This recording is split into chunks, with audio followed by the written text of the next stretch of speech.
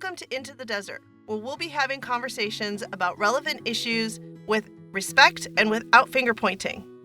We're still new here, so if you'd like to join the conversation, please comment below. We'd love to read all of your comments and respond back, but make sure to do it respectfully. No demonization here.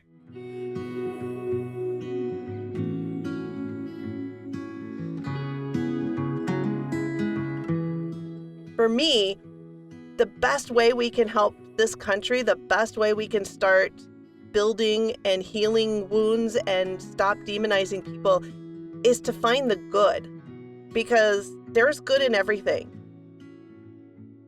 And, the biggest thing we should do is start listening to each other in the attempt of trying to find that common ground, because too many of our issues seem insoluble at the moment simply because we're fighting them a couple of levels up from where the actual disagreement is.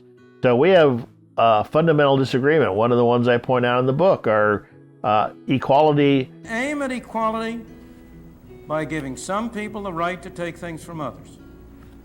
And what ultimately happens when you aim at equality is that A and B decide what C shall do for D, except that they take a little bit of a commission off on the way. Versus liberty. And a society that aims first for liberty will not end up with equality, but it will end up with a closer approach to equality than any other kind of system that has ever been developed. That's a fundamental disagreement. Those two are mutually exclusive. A society that aims for equality before liberty will end up with neither equality nor liberty. And so you have to do some sort of trade-off. But if we're not talking about what is the actual trade-off that we both can agree with, and we're talking about, social program A up here, then we may never agree on social program A versus social program B, because our actual disagreement is several levels below on what is equality versus liberty. And so if we don't actually listen to each other as to why we take the various positions we do, and then seek to find that common ground and then build off some sort of consensus off that common ground, then we'll never be able to reach agreement, and all we'll do is demonize each other.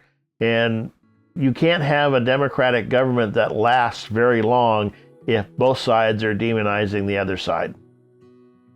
It's easier to demonize a person. Well, it's also easier to point out the flaws in other people.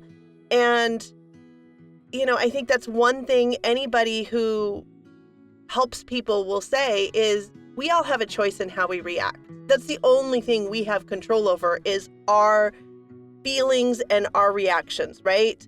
We might be angry, but that doesn't mean I'm going to punch somebody, right? I can control whether I'm going to react violently, if I'm going to react by yelling, if I'm going to react by crying, or if I'm just going to be okay, be how it is. I'm okay with it because your feelings don't affect me. I have my own personality. And I think it's a sign of emotional intelligence, but it's also something that's really hard to learn. And I think when you get into a group, being able to control your emotions in that way is hard. Too often we confuse, you didn't accept my way of doing it, therefore you're not concerned about the problem at all. And in reality, what it is they may be equally concerned about the problem you're raising. It's just that they have a different solution.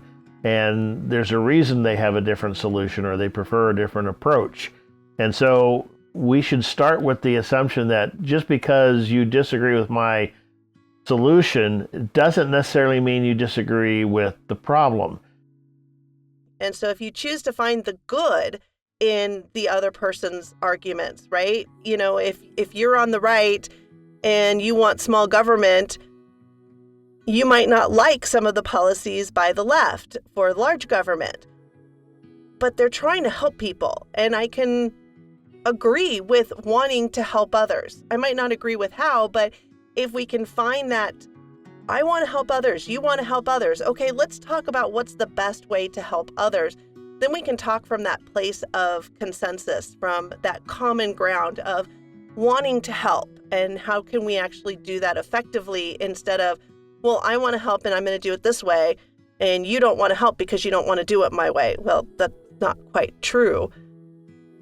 But if we can think positively about that, and if we can look at others and say, yeah, we both want the same thing, so let's talk about the different options, because there's always options and there's pros and cons to each one of them.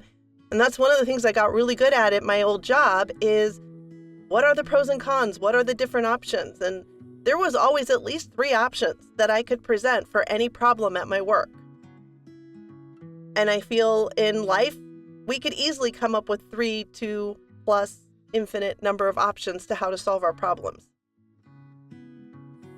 Thank you for listening to Into the Desert, exploring the wilderness of thoughts. Don't forget to like and subscribe and put your comments below. Remember, be civil. We want to foster discussion and not division.